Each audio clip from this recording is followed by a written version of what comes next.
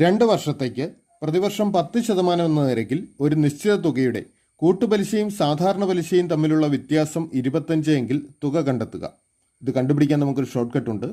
അതായത് പി എന്ന തുകയുടെ 6 എന്ന പലിശ നിരക്കിലുള്ള 2 വർഷത്തേക്കുള്ള സാധാരണ പലിശയും കൂട്ടുപലിശയും തമ്മിലുള്ള വ്യത്യാസം പി ഗുണം R/100 ദി ഹോൾ സ്ക്വയർ ആണ്.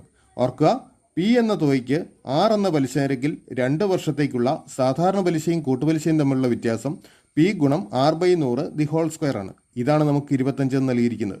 ഇവിടെ ആറിൻ്റെ വാല്യൂ പലിശ നിരക്ക് നമുക്കറിയാം, പി കണ്ടുപിടിക്കണം.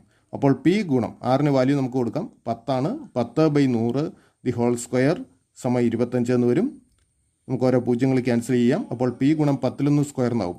അതായത് പി ഗുണം 1ൻ്റെ സ്ക്വയർ 1 തന്നെ, 10ൻ്റെ സ്ക്വയർ 100.